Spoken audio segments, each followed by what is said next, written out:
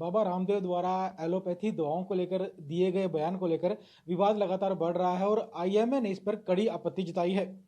इस समय हमारे साथ मौजूद हैं आईएमए के पूर्व निदेशक और वर्ल्ड मेडिकल एसोसिएशन के एडवाइजर डॉक्टर रमणीक सिंह बेदी। इनसे हम बात करते हैं। सर, जिस तरीके से बाबा रामदेव ने ये बयान दिए है और आईएमए ने बेहद कड़ी आपत्ति उस बयान पर जताई है, कई तरह के आरोप भी लगाए हैं कि ये मनोबल तोड़ने वाला बयान है बाबा रामदेव का। तो आप आईएमए से जुड़ रहे हैं, वर्ल्ड मेडिकल एसोसिएशन भी जुड़े हैं, तो क्या कहेंगे इस बयान पर? देखिए, बहुत ही ये दुखद इनके बयान थे। पहले तो मैं ये बताना चाहता हूँ कि ये लड़ाई नहीं, मुद्दा है। मुद्दा है बाबा रामदेव एक उद्योगपति, एक पूंजीपति जो पतंजलि ग्रुप ऑफ इंडस्ट्रीज के मालिक हैं। तो एक बिजनेसमैन का मुद्दा है जनता के साथ, और आईएम में जनता के हित में ये इसमें आगे आई है। मैं इसलिए ये कह रहा हूँ कि ये हर कुछ समय के बाद अलूल जलूल बयान ये बोलते रहते थे, जिनको आईएम में नकारती थी और को इग्नोर भी करती थी, क्योंकि चलो ऐसे कितने लोग हैं जो हिंदुस्तान में कुछ ना कुछ बोलते रहते हैं। मगर आज इतने सख्ती से हम क्यों आगे आए हैं? क्योंकि इनके बयानों से लाखों करोड़ों जनता और जनार्दन की जानों को खतरा हो सकता है। इन्होंने क्या बोला है कि कोरोनिल जो है वो शर्तिया इलाज है। अभी मॉडर्न मेडिसिन जो कि एक स्टैंडर्डाइज्ड और यूनिफॉर्म मेडिसिन की पद्धति है सारे वर्ल्ड में, ये इंडिया में ही नहीं है। जो हम पढ़ाई इंडिया में करते हैं वही ब्रिटेन में लोग करते हैं, वही अमेरिका में करते हैं, यूरोप में करते हैं, ऑस्ट्रेलिया में करते हैं, सब जगह वही करते हैं। वो रिसर्च सब जगह होती है और उस रिसर्च के द्वारा एक यूनिफॉर्म एक प्रोटोकॉल बनता है, उसके जरिए एक इलाज हम करते हैं। अब फर्क क्या है, मैं यहाँ पर थोड़ा सा समझाना चाहूँगा कि कोविड की जो बीमारी है उसमें 95% लोग, हम ये सब जनता में इसको पहुंचा चुके हैं कि 95% लोग माइल्ड या मॉडरेट तरह से इसमें आते हैं और वो अपने आप ही ठीक हो जाते हैं। मॉडर्न मेडिसिन के लोग लड़ाई कर रहे हैं उन 5% मरीजों के लिए जो कि हॉस्पिटल में दाखिल हैं और जिनकी मृत्यु भी हो सकती है। ये उसमें अपना जो पूंजीवाद बढ़ाने के लिए, अपनी बिजनेस बढ़ाने के लिए ये 95% लोगों को टारगेट कर रहे हैं और मॉडर्न मेडिसिन के लोग जो हैं उन 5% लोगों की जानें बचाने में लगे हुए हैं। जैसे बाबा रामदेव का ये कहना है कि जो एलोपैथी दवाइयाँ होती हैं फ़ायदा कम करती हैं लेकिन नुकसान ज़्यादा करती हैं, जबकि आयुर्वेद में जो है वो मरीजों को नुकसान नहीं करती हैं, वो सिर्फ फ़ायदा करती हैं। कितनी सच्चाई है कि एलोपैथी दवाएं जो है कितना कैसे नुकसान कर देती हैं? सबसे पहले तो मैं एक बात बताऊंगा कि जो आयुर्वेदिक की बात आप कर रहे हैं, ये आयुर्वेद, होम्योपैथ, यूनानी, सिद्धि, ये सारी जो हैं एलोपैथी से भी शायद पुरानी पद्धति हैं। मगर हुआ क्या है कि टाइम के साथ इन्होंने ऑर्गेनाइज रिसर्च नहीं अपनी नहीं की है। इसकी वजह से अब अगर आप देखते हैं कि इनके प्रोडक्ट्स के ऊपर पूरी तरह से नहीं लिखा जाता कि क्या साइड इफ़ेक्ट हैं, कितने साइड इफ़ेक्ट हैं, कितने प्रतिशत लोगों में ये साइड इफ़ेक्ट नज़र आएंगे।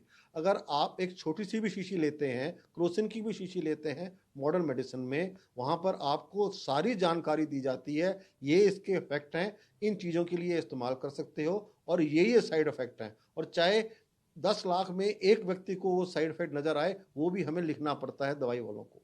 तो एक ये भ्रम फैलाया जा रहा है, क्योंकि वो छुपा के वो बात करते हैं कि साइड इफेक्ट नहीं है। अब यहाँ पर स्टीरॉयड की मैं जिक्र करना चाहता हूँ, जिसका जिक्र बाबा रामदेव जी ने भी किया है।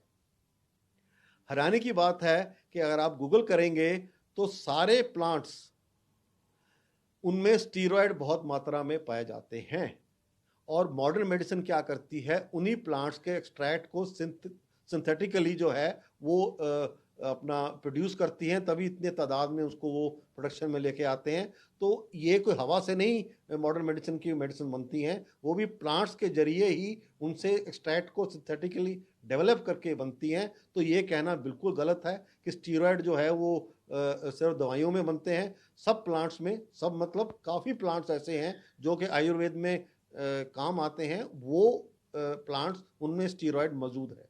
जैसे कोविड का महासंकट देश में जारी है, लाखों लोगों की मौत भी हो चुकी है और ऐसे में दवाओं की जो महत्व काफ़ी बढ़ गया है। और इस समय में अगर आईएमए की तरफ से कोई बयान आता है या बाबा रामदेव की तरफ से आता है या किसी और बड़ी हस्ती या संगठन की तरफ से आता है तो लोगों पर उसका काफ़ी असर होता है। तो ऐसे में अब बाबा रामदेव का जो बयान आया है एलोपैथी दवाओं को लेकर, क्या लगता है कि लोगों पर इसका क्या असर पड़ेगा, क्या असर जाएगा?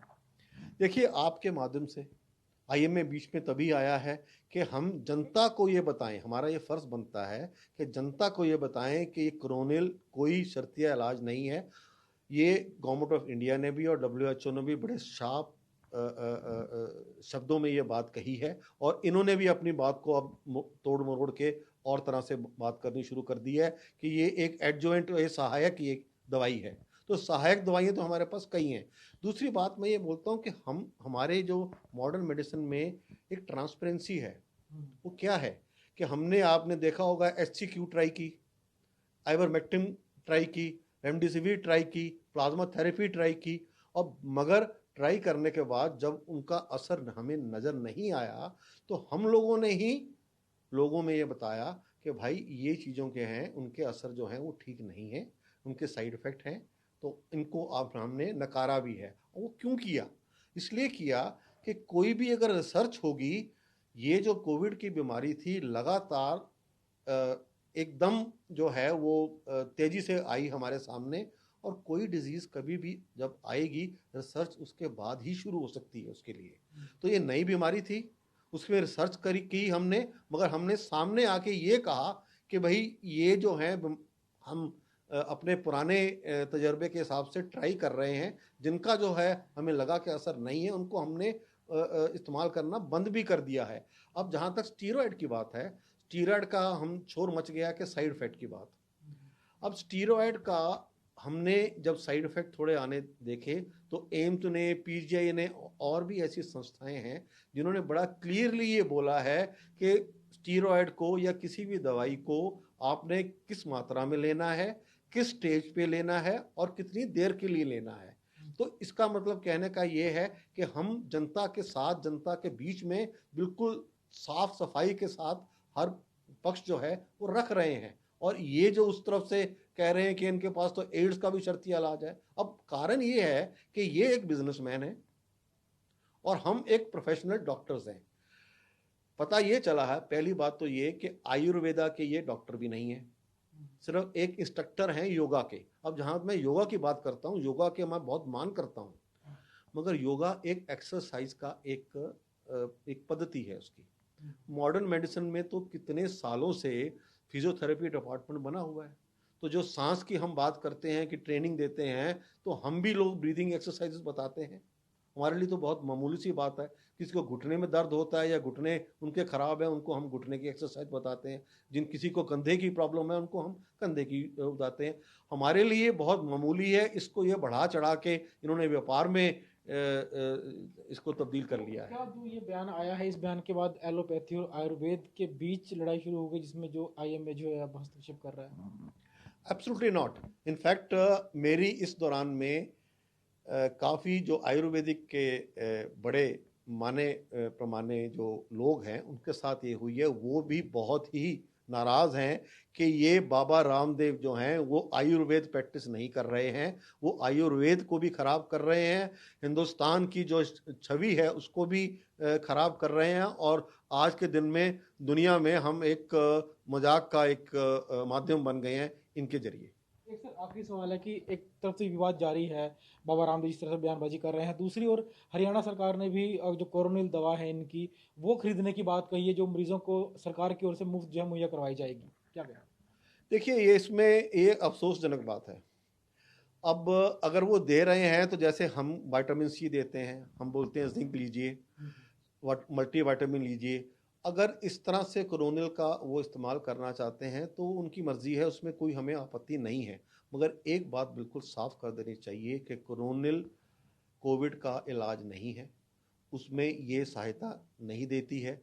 अब इसको इम्यून बूस्टर के नाम पे बताया जा रहा है। ये जो सारा जो हम पिछले 1 महीने के अंदर इन्होंने बयान जो हैं लगातार बदले हैं, इससे ये मालूम पड़ता ही है कि ये जो इनको खुद ही मालूम था कि ये कोरोनल जो है ये कोविड का इलाज नहीं है, मगर ये अपना बिजनेस बढ़ाने के लिए ये कर रहे थे। ये लोगों की ज़िंदगी से ऐसे खिलवाड़ करना जो है ये बिल्कुल गलत बात है। मेरा ये आग्रह है कि आईएमए ने अपनी आवाज़ गवर्नमेंट तक भी पहुंचाई है और जुडिशरी तक भी पहुंचाई है।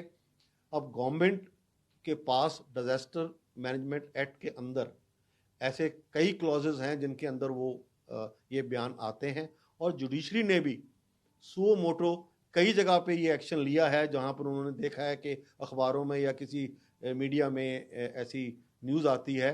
तो अब the ball is in the court of the government and the judiciary. हमारे जो काम थे हमने कर दिए हैं, हमारे पास मुद्दे और बहुत हैं। मेन मुद्दा है आज लोगों की जानें बचाना।